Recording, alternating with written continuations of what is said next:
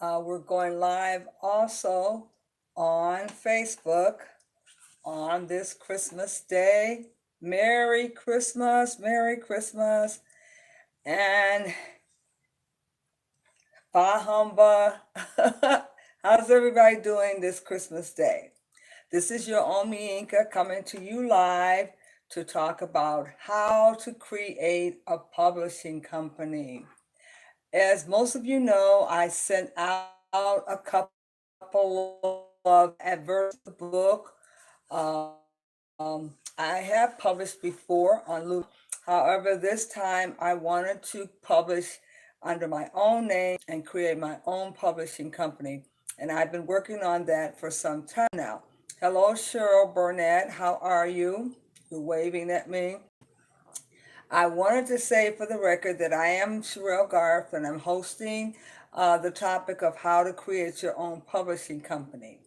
Now, one thing I like to point out is that you are a company. You actually become a company. You can become a for profit company, uh, or you can become a non for profit, a 501(c).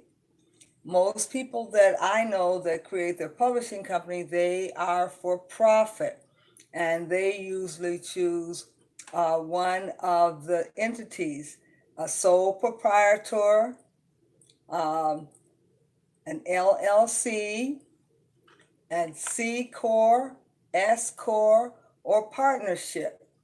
Now, I want to point out for the record that if you choose a sole proprietor, then your personal self, will be held accountable for your taxes and commingling your personal fare with your business. I do not recommend a sole proprietor, but some people usually go that way until they can switch over to another entity.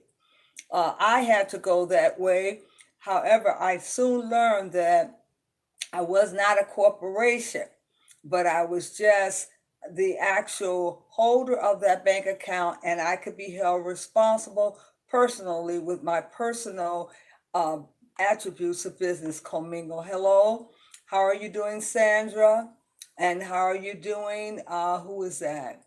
Dottie and Ross. How are you doing?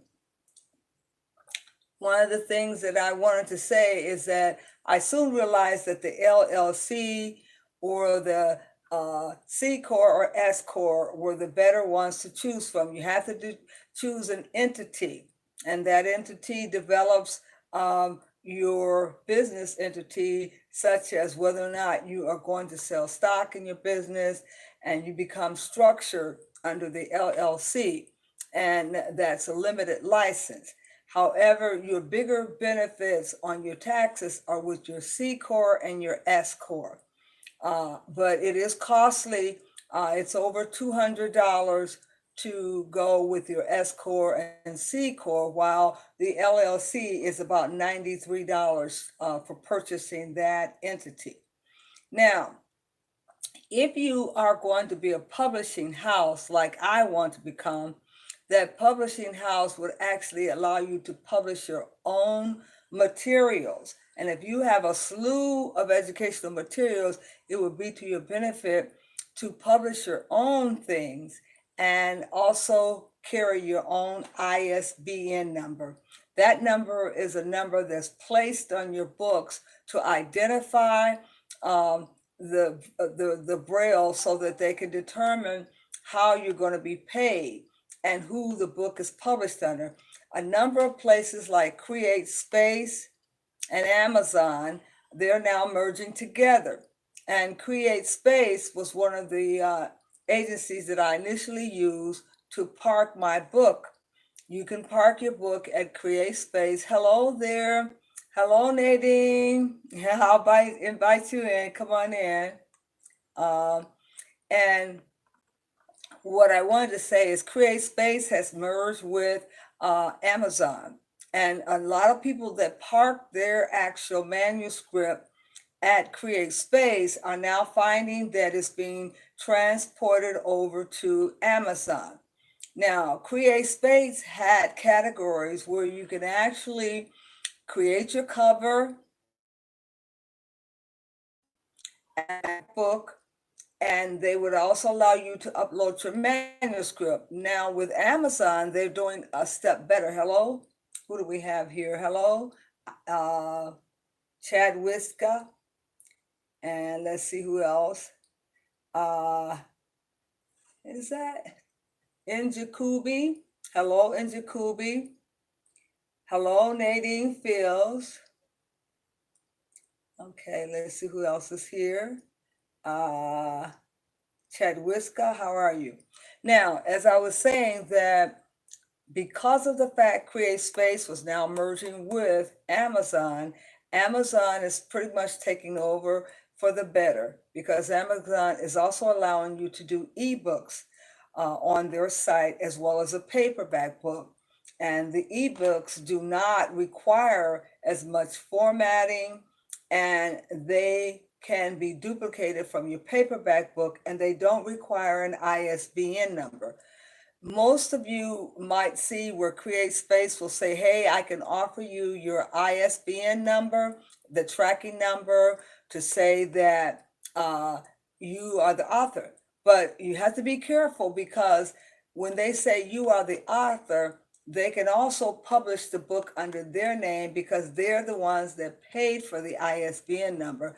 And it's more advantageous to you to get your own ISBN number, just in case you want to park your book in a large Barnes and Noble. Then you can get your book there. But when it is attached to another publisher, it's very hard to get your book on the shelves in Barnes and Noble. And you might find that as a disadvantage. So it's better to go out on Bowers, the website bowers.com. I think it's BOWER, and you can actually purchase your ISBN numbers in bulk. And you might want to purchase those in bulk if you're planning on being a publisher and you're going to publish more than one book. So therefore, you are going to want a whole slew of ISBN numbers, because these are future planning. You buy them at a discount price. Patrick, how are you, Patrick Ward? Hello, Carlton Ayers. We're talking about becoming your own publishing house. Now, I have been doing quite a bit of writing, and I'm getting better at it. I won't say I'm the best writer. I will say that I find it comforting to write, and I enjoy writing. And I've erected many websites with a whole host of writing on each one of the pages. So therefore, writing is my gig. I love writing. And I'm so thankful that we have spell check and the ability to check the grammar, that once you get familiar with that software, and if you like to write, you can become a writer. And I have won some writing contests through my writing. I won over $800 in second place in a writing contract with, with the 3M organization. And a number of you might want to even enter these contests for your writing as well. And I have written blogs and maintained blogs. So I found out that writing is one of my areas that I enjoy. And whatever you enjoy, you will try to put your best foot in it. So what I like to say is I'm talking about establishing a publishing company. You are a business, and you have to look at it as if you are a business, because you have to structure yourself with the proper entity of sole proprietor, as I said, or LLC, C Corp, S Corp.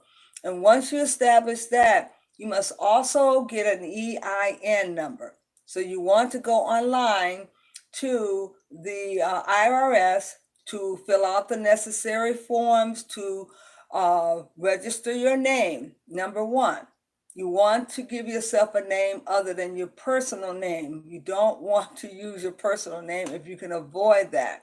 You want to check that name out on the government site to see that nobody else is using that name and if it's available to you. And once you acquire that name, you also want to apply for your EIN number, and that is your individual number that the government gives you to track you when you do your taxes. Because when you do sell products from your site or your book from wherever, you're going to get a 1099. A 1099 is a document that is given to you by that agency or that publishing house or printing house to show that you've sold some merchandise and to document that you've been paid for that merchandise, and you must claim that on your Schedule C. When you're doing your taxes, you must fill out a Schedule C to claim those funds for that book or anything that has to do with that business. You must claim that so the government will see that you have income. One of the things you want to purposely know is that because you are sending out a release of information about your new business, you probably want to do a press release.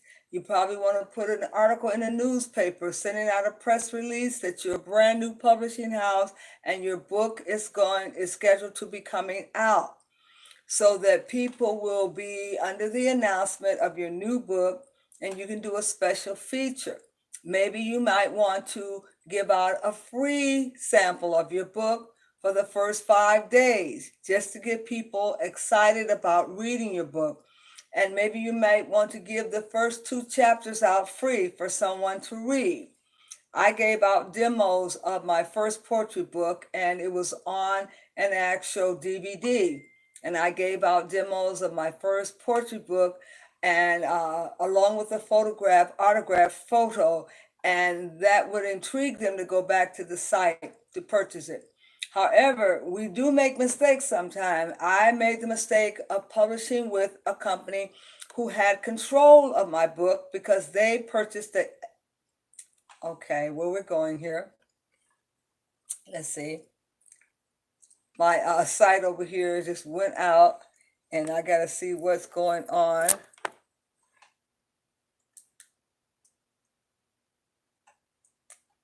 Maybe we can get it to come back on. One of the things I wanted to tell you is that you have to be very, very careful that when you are putting your publishing house together, that you clear the name, making sure that you can use the name. Then you might want to go to GoDaddy and set up yourself a website with that name, set up yourself an email with that name, and also set up a phone number under that name. So you become a legitimate company with a real phone number. And you might not want to use a post office number for your address. You might want to go out and to purposely develop a real address by purchasing an address, probably through GoDaddy. I checked to see if they had an actual address, but GoDaddy didn't have them, but there are other ones online. You are a legitimate business, and you must carry yourself in that way because now you are filing taxes and you are reporting your income. So then, when you are in the process of publishing your own materials, you definitely want to market yourself to the public. You might have someone else out there that needs a writing coach, somebody that they can work with, and you can help them to format their book or help them to decide on the cover of their book, and also explain to them that literally when they are coming to you, you act as a ghostwriter if they want to self-publish, and they're marketing your assistant to help them to edit their book. You can be an editing agency where you edit other people's material. And if you don't personally do the editing, you can hire a staff to come in and do the editing for you. But normally you're going to have a team of people, and it won't just be you. You will have to have some editors on your staff and have some other people you can pay, because you're busy doing marketing and you might not want to be doing the grunt work of actually editing. So you want to have a staff. So it's very vital that you should understand that you are a business when doing your own publishing. Now, that doesn't just stop at paperback books, there are audio tapes. You can develop your own audio tapes online where you actually take your book and put it on audio. You can pay someone to record your audio book, or you can do your own audio book. Now, you must remember that Amazon is very, very well known, and they have a host of programs that are available, such as helping you to market your book through advertising, through discounts, and through sales. But the main thing, there may also be opportunities for you to travel and for you to autograph your book and to sell your book at different venues, different locations. And that may mean that you get a chance to do some international travel if that is the case. Now, one of the things you have to understand that because you are a book, because you are a publisher, you definitely want to understand that you're going to look at getting some interviews, being booked on radio shows where you can debate your hypothesis. If your book is very controversial, you want to get on some radio shows and talk about your book.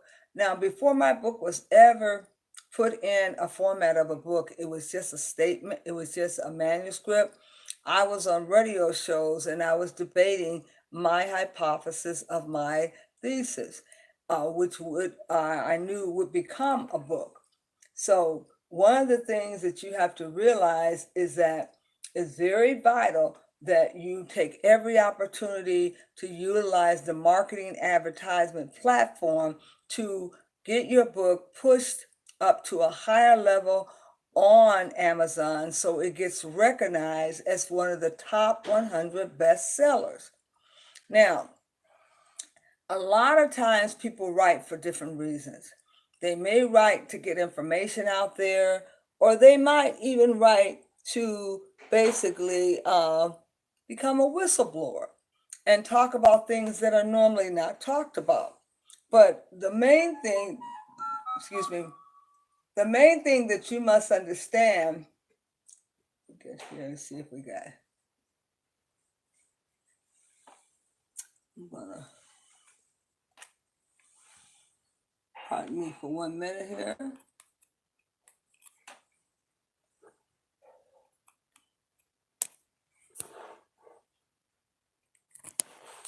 Okay.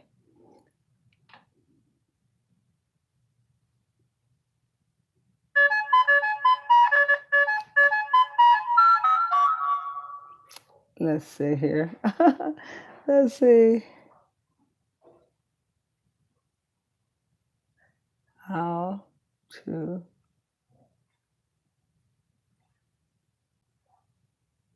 become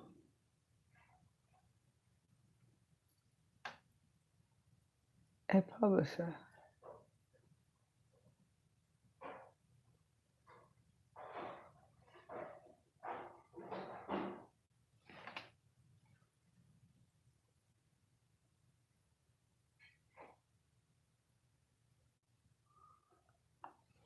Okay. Now it looks like we're coming back on here. We're starting. Okay, great. Maybe our friends will come back and join us. This is Omi Inca, and I'm rejoining. I know that there's many poems that I am going to be accentuating on. I have one published poetry book out there now, The Journey of the Class Agent, according to Garth, and one that I've already completed, Licensed People Change. So I hardly ever let anyone edit my poetry, but I do let them read it to get the best of it. So I put it on audio tape. My writing is a little bit different. I record everything on audio. Then I go back and I guess you would say transform my actual audio into print by typing it. That way, if I have a thought, I can pick up my audio. It is very vital that you should understand that there are different types of writing, and there's fiction, nonfiction, there's poetry, and there is our niche. It's very important that since I'm starting out here, hello, Johnny, Julio, how are you? As I start out here with this niche and writing about being an educator, primarily creating a workbook to go with, well, I guess you call it a handbook to go with the actual book that is going to be used by teachers as well as parents. So parents will probably want to utilize the handbook more, whereas the teachers might want to refer to the book in their instructional learning. But it is a business. So what are we saying? What is the difference when you decide to be a self-publisher opposed to going to get someone to publish a book? 9 times out of 10, it's very difficult if you're brand new to get someone to accept your book without giving you all kinds of guidelines in the contract. 9 times out of 10, you are going to have to dish out money if you are not your own publisher and you pay someone else to publish. You're going to have to dish out not only information for writing the manuscript, and if you've already written it, more than likely, then they don't have to be a ghostwriter. Then they can take your manuscript and edit it and mark it up and make recommendation. However, there is a lot of money paid out for non-publishing individuals to have your book marketed. The marketing is the biggest expense. But if you are publishing your own book, you can take on the expenses of the marketing. And there's some low-key ways of getting on the radio. As you know, Blog Talk is available. There are plenty of people that want to interview brand new authors, and they want to bring them on to their show. I interviewed quite a few brand new authors, gave them their first chance on the radio show to talk about themselves, first of all, to profile themselves, then to profile their book and to leave their book on the web page so that someone can see it and read it. Now, I found it necessary to become a publisher because I not only wanted to write about my experience as an educator, but I had another venue of poetry that I continue to write about. And therefore, I knew that I need to create a venue to become a publishing house because I've created tons of material to go with the book that I've just written, The Effects That Females Have on the Black Male. I have some audios to go with that. Not only the audios, I also have a training to go with it, which is a collection of videotapes ready for television, actually role modeling what an advocate does, because I focused in on a surrogate advocacy and for individuals to learn how to become an advocate for African American boys since they're becoming extinct and we want to preserve them. So because I have these additional materials, I must be my own publisher so that I can market my materials. If you develop materials that you definitely want to get out there, you're going to have to become a business and you're going to have to market your products. You can create products. Those of you who are teachers, all of the things that you write and create, you can create your own products with your own venue and with your own niche. And it's very vital that teachers do have some products under their belt.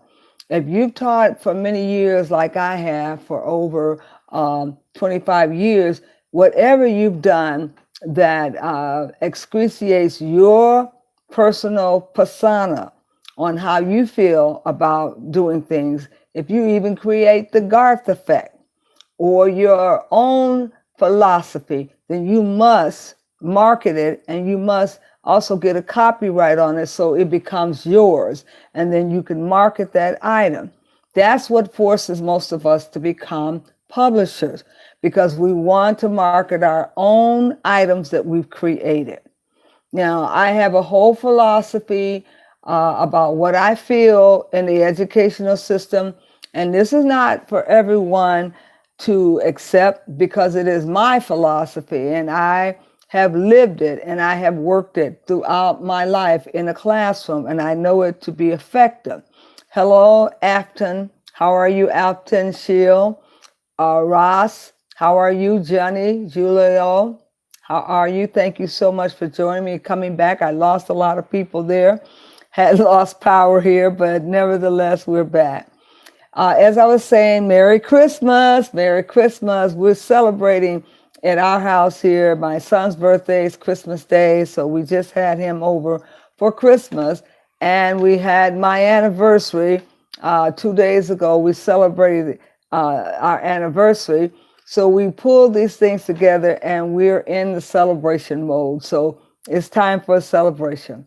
But nevertheless, I did send most of you out the debut of my book with a little introduction. Those of you may have had a chance to read it. Hello, Reginald Foster Jr. Those of you may have had a chance to read through it and read the advertisement. Hi, who's this up here? I'm going to invite Reginald. Okay, Reginald, you left there. Anyway, I'd like to say that for those of you who are writers and write blogs, you got to do more than just write blogs. You got to go on into becoming a publisher. Now, a lot of people claim that they want to be a buddy or they want to be an assistant in helping someone write, but you have to develop your repertoire of your material, and so the people can see your style. I didn't want to step out there and say I'm getting ready to help all these people until I developed my style and got a chance to establish my collection and have books on the shelf.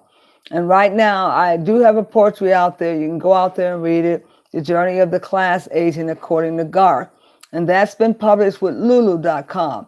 And just as I told you, we make mistakes, and I made a mistake on letting them publish it for me, because I had to listen to the price that they gave me in order for them to make a profit. And they priced it so high, $16. I thought it was outrageous. And I figured no one ever is going to buy this book. So I didn't even market it or talk about it, because I figured that they're going to get their share. That's why they had to drive the price up. But I'm no longer publishing with that organization, and I am a self-publisher now, and I can put the price on the book myself. Of course, with the place that I'm parking it with Amazon, they're going to want their fee too, so I can market my ebooks at a very low price and get people to storing books in their Kindle and reading. Most people think reading is not fundamental anymore. But I have 4 or 5 books under my bed that I was writing about. I do like playwrights, and one of the things that I'm definitely going to eventually venture into once I get these books out is looking at playwrights and doing a couple of auditory where you actually read with a cast of a group of people. That's something we used to do. We bring in a cast and we all have parts, and we would read that particular playwright, and we put some life to it, and we bring it to life on the radio. And you can go out and listen to my blog talk, because we had a lot of theatrical readings and I recorded on Blog Talk. Now, don't mind my hair here. We're trying to get a twist going on. But anyway, once again, I'd like to say thank you so much for joining me this Christmas Day, because I know you could be doing a lot more other things than what you're doing, but you chose to come in with me this evening. Reginald, let's do roll call. Afton, Roz, Jenny, how are you people doing today? I lost a group of people. It was packed in this room a few minutes ago, and my whole system went out on me, but we're back thanks to Facebook. And we are also recording live on YouTube. This is live on YouTube. Now, I'm still trying to learn how to use YouTube. Somebody got to tell me something. How do I get people in my room? And it says here, let's see. Okay. I'm gonna see if I can get some people in the room here. I can't do that. Let's see here. Top chat, some messages such as potential scam, live chat, all messages are available. None. Okay, I have no idea what that is. Okay, it's got me on here. Okay.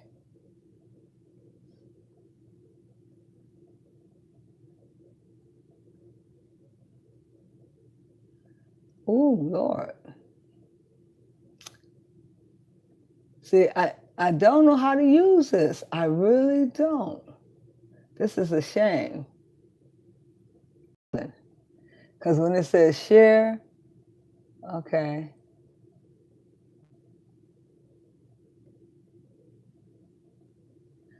All right. Well, anyway, we're talking about being published and having our publishing company become a business.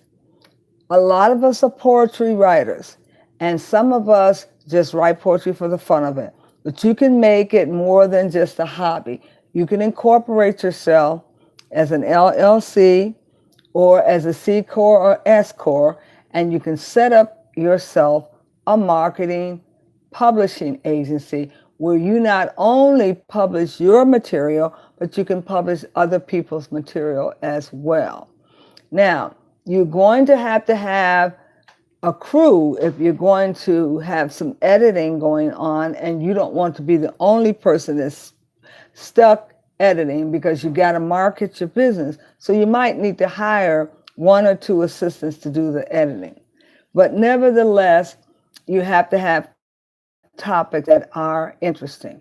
Looking at the topics that you want to explore, you must have to be on the money and talk about exploring a topic that is interesting and people are interested in reading about. Okay?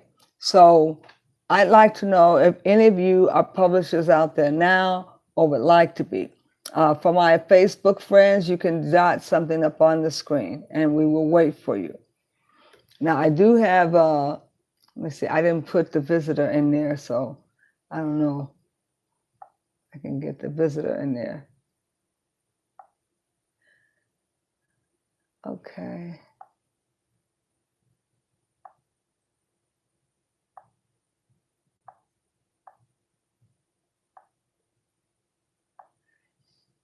Okay. Well, I don't know. I still haven't got the real sense of how to use this how to use the Facebook. It still behooves me.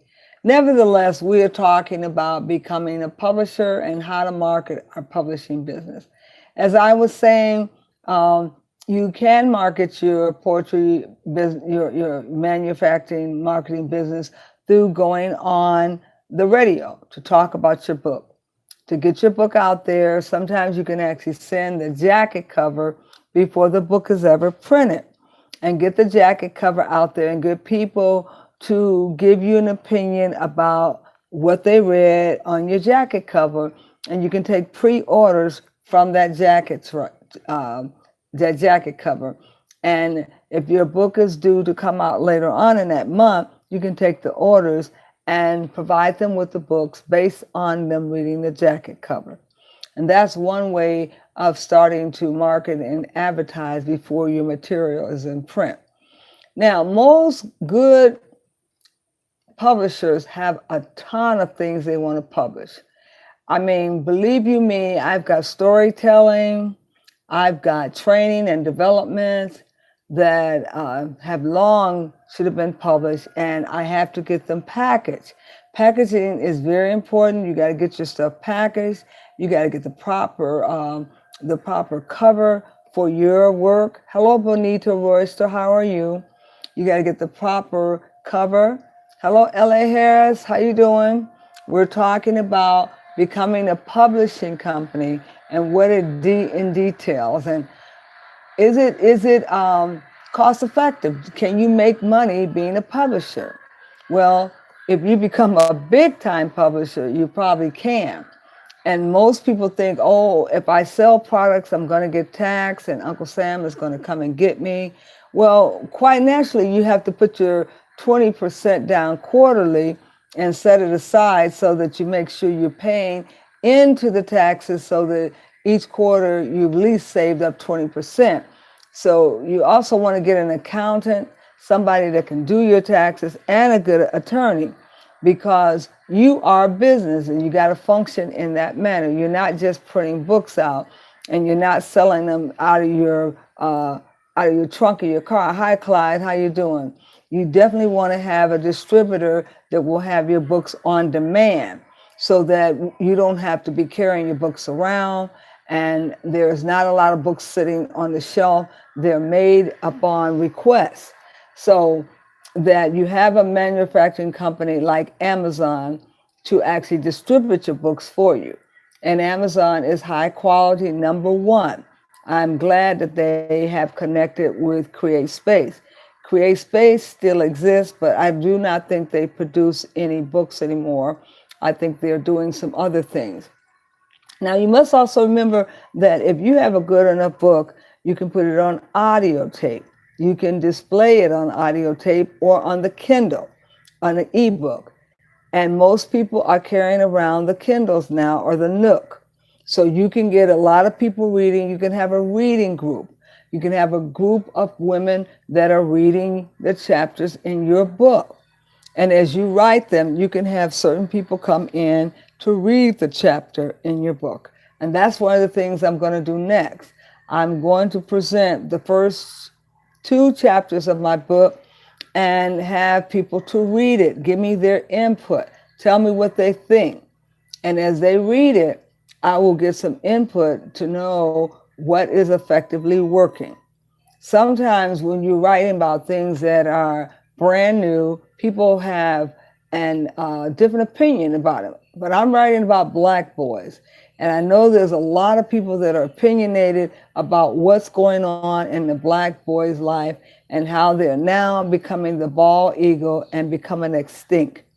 So we've got to do our best to try to save them. And most people know that they have already designated that most Black men don't live beyond the age of 25.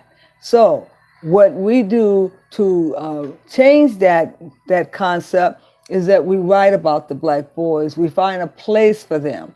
And one of the things that in my training material that I have is a proposal for the schools to create an opportunity to have more Black men in the classroom by virtue of them going through an alternative measures of obtaining a non-traditional credential called a CDA.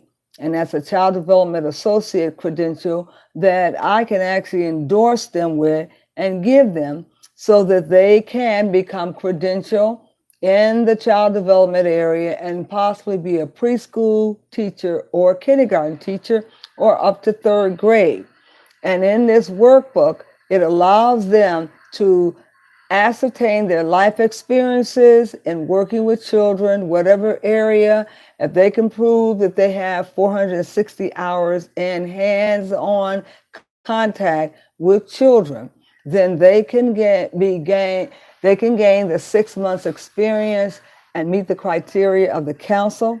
And then based on their internships and working in a child development setting, either after school setting or school age, they can actually gain 100 and the 460 clock hours that they need of contact hours.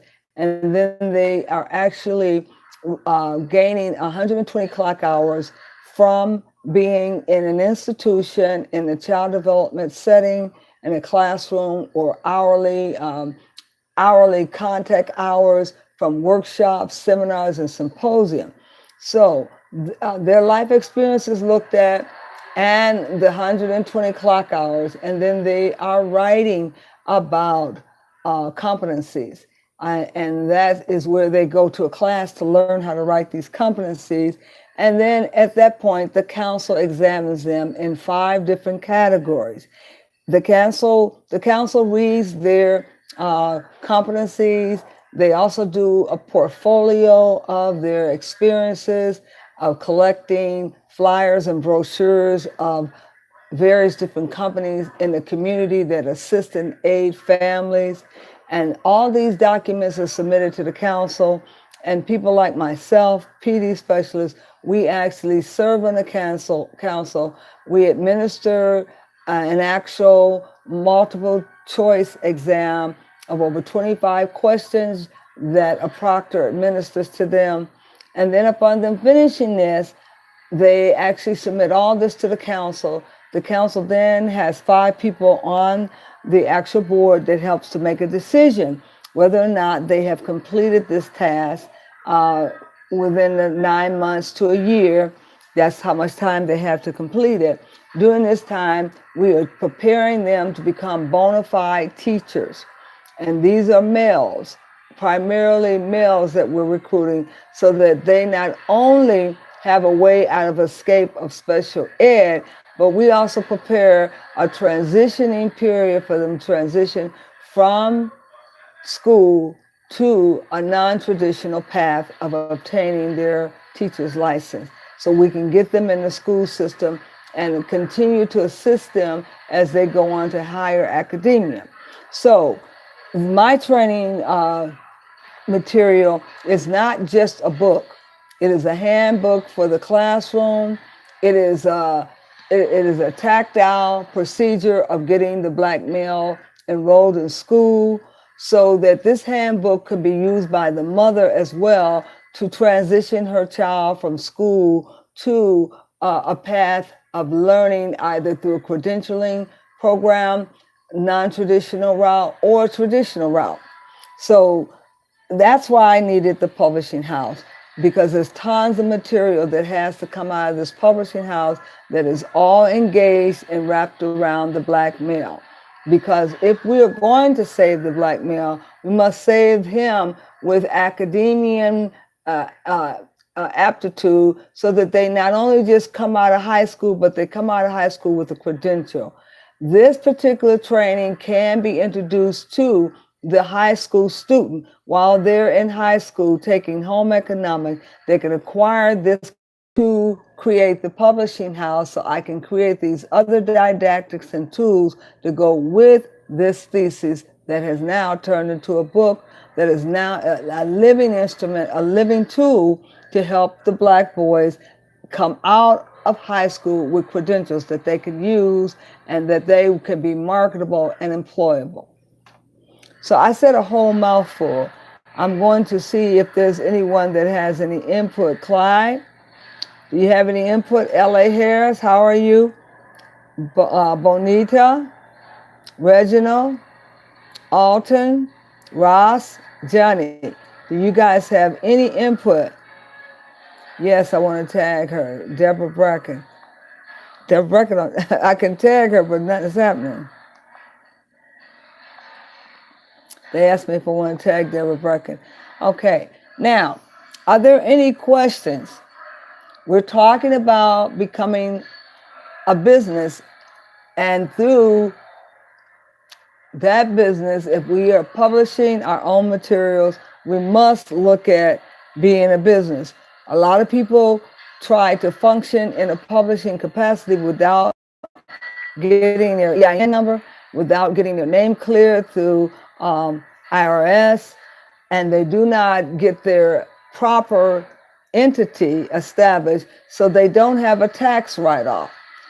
When you develop this as a business, you might even want to have a vehicle. Develop this as a business, you might even want to have a vehicle that you're using to deliver your books or to house your books. So you might want to have a write-off of your van. And the only way that you're going to have some write-offs for your business, you have to accumulate things such as software that you're using to write your books with. And also, you might have a staff of people that you're paying to be your editors or transcribers. So you might contract with some people that actually work remotely from their home, and you download the work to them so that they can actually do your editing for your books if you decide to take on a staff. There is a considerable amount of write-offs for having a staff that you are paying a fee to. Now, if you're also working for other people who you're publishing their books, you must remember you have to pay out royalty fees. Once they start getting a profit for their book, you must pay out royalty fees to those people whose books you are helping them to write.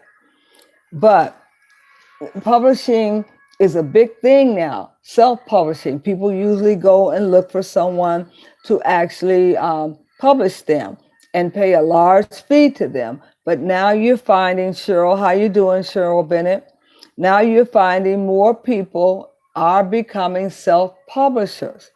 And that's a good way to go. I know for a lot of us poets, we were doing a lot of writing in poetry, not only with the paperback book, but we were also doing the audio DVD where they could actually see us reciting the poetry or just the audio on the CD. So we were actually manufacturing our own discs and producing our own CDs and our jewel cases, and we were actually spending the money on the equipment to actually reproduce our CDs and then putting them in a jewel package. But those days are somewhat over because it's so cheap now to send your printing or duplication off to a place like CD Baby that will actually produce your material. Now, I don't know what you guys are writing about. I don't even know if you have a niche, but I do think that it's important to have a niche to write about. And because I am writing about the young Black male in the family, I think that the niches could go around the whole family. But nevertheless, we've got to stop talking about problems that we have in the Black community and create some solutions for it. And when I did my thesis paper and I was talking about the Black boys in the community, my professor said that he was surprised that anyone would challenge such a topic as looking at the Black boys. And he applauded me for taking on that challenge. So therefore, I got a lot of opportunities to go into radio stations to defend my hypothesis. And my hypothesis was that I believed that the female was a part of this conspiracy to destroy Black boys because by virtue of them being over 80% of the people who were actually teaching Black boys and who were making the referrals, it had to be Black females who were referring them on to special ed. And a lot of teachers, they quarreled and they tried to defend their position and say, well, why would you say it's us?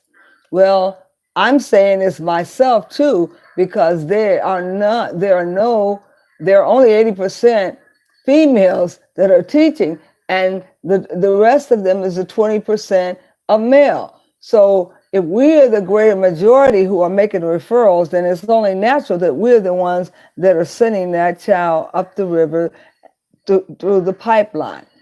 And we have to examine the conspiracy because we have been the conspirators unbeknown to us and participating in this misogynistic practice without even acknowledging it was us who have gotten that young child in special ed. So finally, after I got the teachers to calm down and then to take a look and examine what I was saying, they then began to start to agree with me. And then they began to realize, but it's a part of our job. We have been mandated to make these referrals, and our job is to identify and to test, to assess, and make referrals. I said, yes, but can we sometime make a mistake in our referral of what type of label to put on the child? Had we ever considered looking at the language barriers? Could that be what the problem is rather than a learning disability?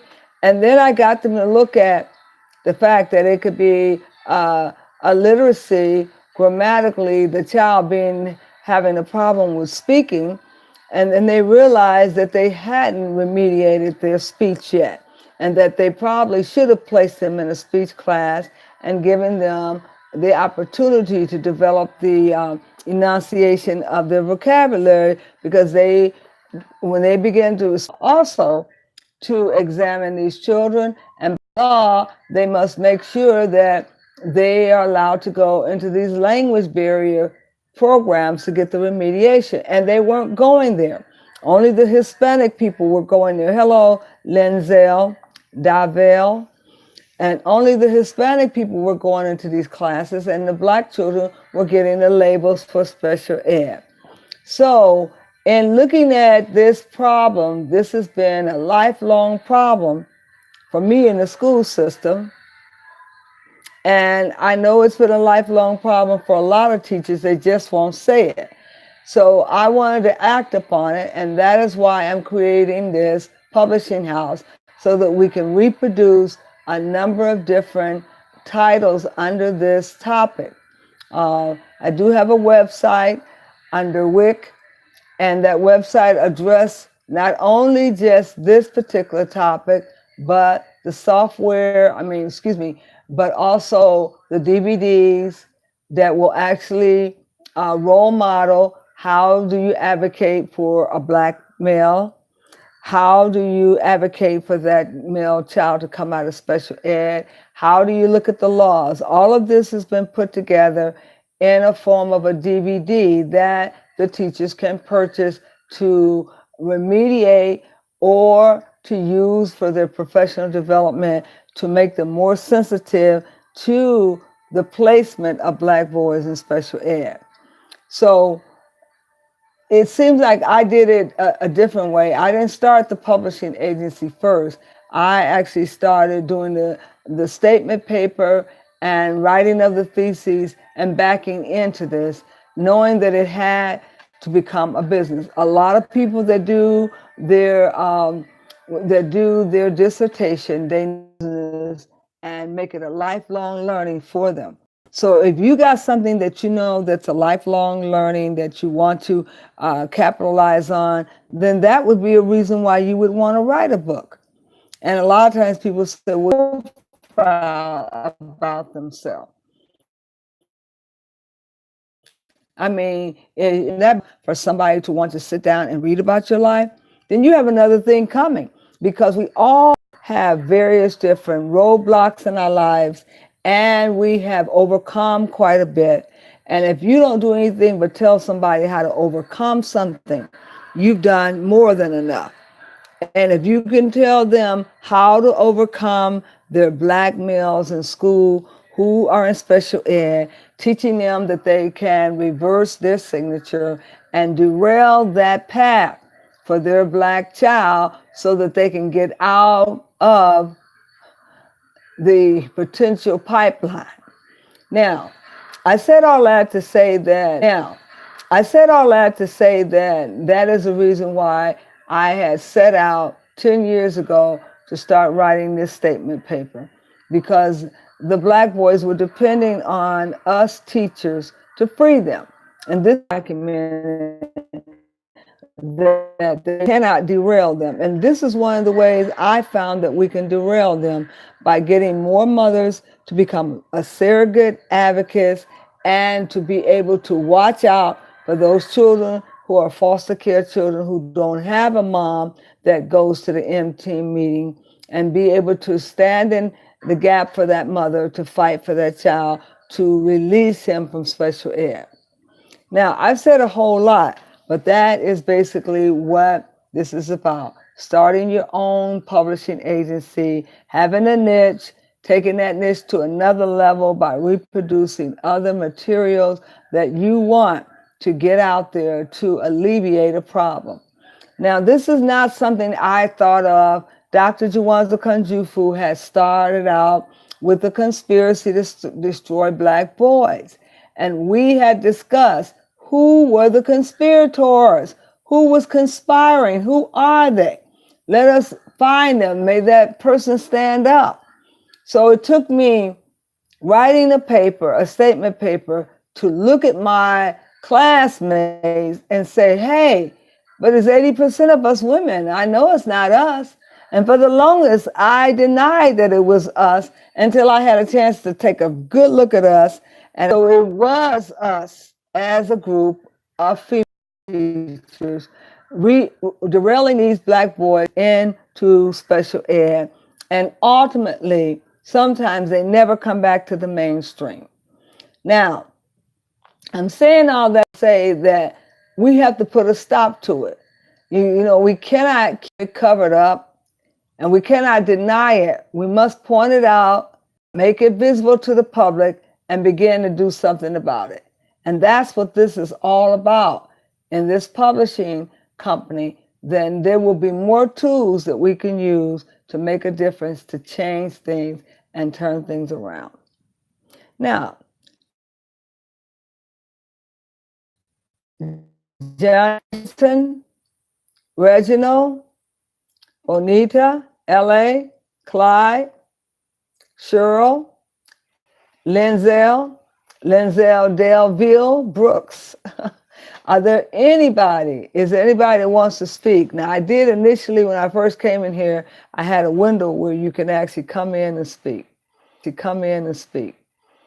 And maybe,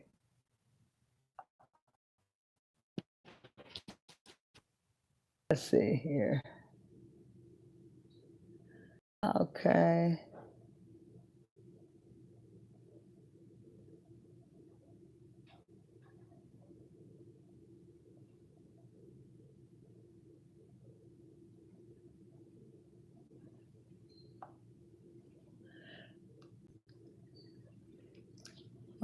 I don't know how to do it.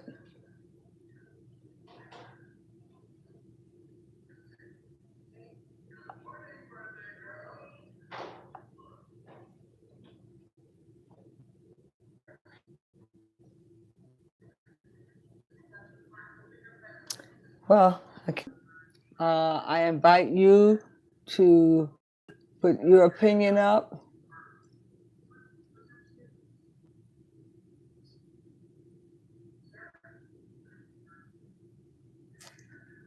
Okay. Is there anyone that would like to voice their opinion? And you two, I'm trying to beck you along.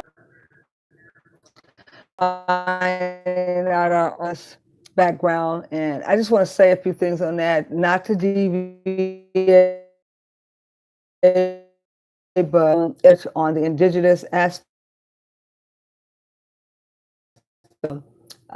aboriginist position. It's not, I saw that it wasn't going to establish anything for us. It wasn't going to make us a nation. It wasn't going to give us any more land. And it sounds like that it was a ploy to keep us from identifying ourselves with the Africans. It was a main ploy so that we could continue to say we were Aboriginals and just run around with a card-carrying membership, and that was about it. But I want you guys to know that there's a lot going on with Africa, right now. A lot going on in the respect that I did send some things out this morning to talk about what Trump's position was for the African American and what I believe to be. A young lady actually did a reading, and this was a spiritual young lady that did that reading and that talked about that there was an effort to push all of the Africans in Africa to Europe and to, in exchange, push the Caucasian to Africa and to force us to go to Africa and for them to put us back on a slave market and eventually all the ones that they cannot sell, that they would eat. Yes, that's what she said. They would eat them. And they went on to say that this time the Caucasians are fighting for their life. Their extinction is on the line, that because of the fact that there's going to become an ice age where they are looking at becoming, uh, they're looking at not being able to produce produce for food, and there won't be any food in Europe. And most of them be able to produce or manufacture any food. So therefore, there's a big fight to come to Africa so that they can be preserved. And from what I gather, they are working plans with Ghana, and a number of things are going on. I have no idea what they're trying to do to us Black African Americans, whether they want us out of the country, whether they're seeking to kill us off or to sell us. I don't know what their intention is, and I am trying to, find out from listening to various different people that are giving their presentation just what is the problem and what are they trying to do with us African Americans. Now, we're going to have our ears on because there's a lot going on, and when people are threatened, when they're threatened by their livelihood, they do foolish things. And right now, if the Ice Age should come, the Africans are going to be pushed out of Africa into Europe. And knowing that a lot of these Africans, I understand, she said, are going there temporarily for jobs and opportunity, but it's a ploy, it's a trick, she said, because they're not going to let them leave Europe. It will be permanently, because those Europeans are going to flight or fright to get out of Europe because of the ice age that are coming. And we've got to be prepared for this because the United States is going to suffer too, because our food supply will be also dampened because we're so close to the Europe area that it will affect us too when they go through this ice age. Now, I don't know how true this could be, but this is what one of the spiritual persons was relaying to a broadcaster about what was going on. And I think that we're going to have a series of things that's going on with, and we've got to keep aligning ourselves with the Africans. We cannot bail out and say that we're not African and we're not from Africa, because indigenous people status sure doesn't get us anywhere, because those natives are not finna take us in a second time. As a matter of fact, they didn't want to give us any land before. So just getting that title as indigenous does not put us anywhere on the map, because there's nobody handed us any land, nobody handed us any sovereignty, and nobody said that we was indigenous people and get in line so you can get your nation. And if we're not going to be given a nation, we're still in the same bad place we was in at the beginning. But nevertheless, we got to be on the lookout for all those things as well. I'd like to say hello, Linzel. Hello, Diana Appleseed. How are you? Hello, Cheryl Bennett, Clyde, L.A., Bonita, Reginald, Alton, Ross, and Johnny. Thank you so much for joining me today. Now, we are going to take questions and answers. If you have any questions, now is the time to request your statement, because we were just talking about building up our own publishing agency and what it took. The main thing we have to understand is we're a business, and we have to be an entity, get file for your entity, either sole proprietor, LLC, SC, C Corp, S Corp, or whether or not you're going to file for your business license too. You might want to file for the tax exempt number or the business license, and also have your name of your company explored to make sure that nobody else is using that name. And then obtain your EIN number. It's very vital that you have that EIN number, because you're going to have to place it on your business. So when you go in to apply for various different things, they're going to, instead of giving you a social security number, you give your EIN number. and that takes the place of a business number, your individual business number. And you definitely want to understand that because you are filing your taxes now, you must set aside money quarterly for your taxes because you have to file with the Schedule C, so that you can write off those things that are applicable so that you can get reimbursed back for them. Now, I'd like to say that we're going to end this session, and I thank you so much for joining me on a Christmas day and being a part of this segment.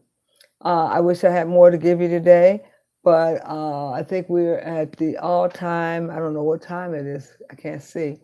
But nevertheless, I want you to know that a lot of us should be engaging in blogging and writing and developing our own publishing agencies and writing our own statement papers, as well as creating our manuscripts.